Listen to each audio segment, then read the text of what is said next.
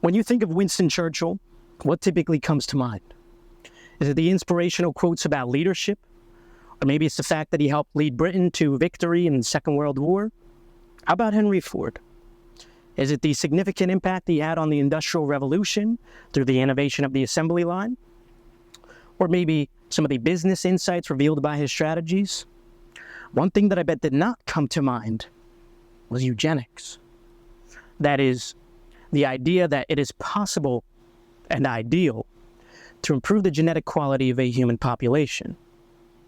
On the other hand, I bet you, with just that word eugenics alone, another individual has already came to your mind. Ah, yes, the failed Austrian painter. What if I told you that individuals like Winston Churchill, Henry Ford, and other significant figures part of the Allied countries actually served as an inspiration for this failed painter to give up his artistic ambitions and focus on other endeavors? You see, eugenics originated from Darwin's cousin, Sir Francis Galton,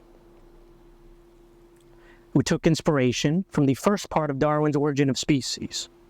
And so he defined eugenics as the science of improving stock. As I quote from him, to give the more suitable races or strains of blood a better chance at prevailing more speedily over the less suitable ones than they otherwise would have had. In the early 1900s, Britain was looking for ways to improve its country's strength and productivity. And so eugenics began to take traction. They figured that with eugenics, many of the country's problems like crime, mental illness, and poverty could be fixed with a better population. And so many significant politicians and economists like William Beveridge and John Maynard Keynes began to give speeches and illustrate great support for eugenics. In fact, an overwhelming majority of British progressives at the time were quite excited about ideas like forced sterilization.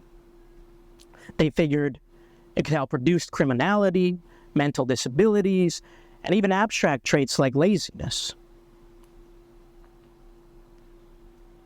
Winston Churchill was the honorary vice president of the Eugenics Education Society in 1910. In fact, he once wrote to the Prime Minister of the multiplication of the unfit that constitute a terrible threat to the race. J.H. Kellogg, the creator of your least exciting cereal, ended up founding the Race Betterment Foundation. Kellogg believed that eugenics could help alleviate many of the economic issues that stemmed from some of the unfit members of society. And this foundation ended up receiving significant financial support from the Carnegie Institute, the Rockefeller Foundation, and many more. Did you know that there was actually an Indiana eugenics law that forced certain individuals under state custody to be sterilized against their will?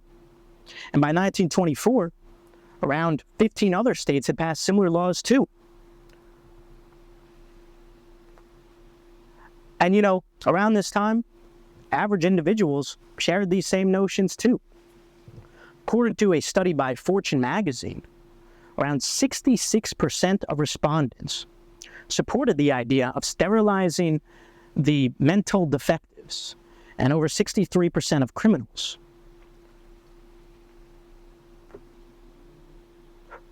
I guess it just managed to slip under the rug that 64,000 people were sterilized against their will in the United States. Now, I know what you're thinking. All of these ideas, contrary to the subpar artist's ideas, never actually involved execution. Well, Actually, popular textbook at the time, Applied Eugenics by Paul Popenoe, suggested execution as a leading method of cleansing the gene pool. Well, Julius, unlike the subpar painter, none of these ideas actually went into practice, right? Well, at the time, many felt that Americans were not ready for a large-scale euthanasia program. And so doctors had to find clever ways of subtly implementing eugenic euthanasia across various medical institutions. For example, a mental institution in Lincoln, Illinois, fed its incoming patients milk that was infected with tuberculosis, reasoning that those who were genetically unfit would perish and those who were genetically fit would be resistant, resulting in a 30 to 40% death rate. And other doctors practiced this euthanasia through other various forms of lethal neglect. All of this was happening on this turf. And I bet you that 94% of you knew little to nothing about this. Oh, but Julius, this doesn't mean that the United States was responsible for the inspiration to this artist. Well, as I quote from the unfit artist himself, I have studied with great interest the laws of several American states concerning the prevention of reproduction. You know, if you believe in the butterfly effect,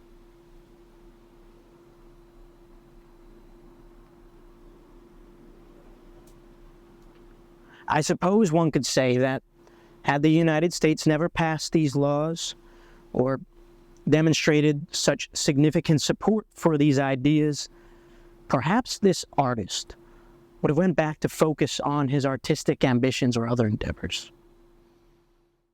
As we've gone over in our video on free will, it's all of these environmental factors that come together to form a decision. And with that stated, I find it very interesting how all of these influential figures in our textbooks, and even 66% of average individuals, just seem to get a pass, off the hook, scot-free. Let's conclude today with a quote of congratulation from a California eugenic leader. You will be interested to know that your work has had a powerful impact on the group of intellectuals who are behind the failed painter in this epic-making program.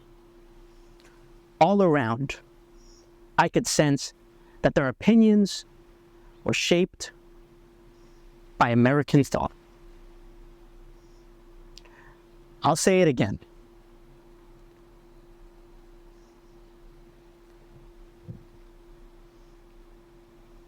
History is written by the victor.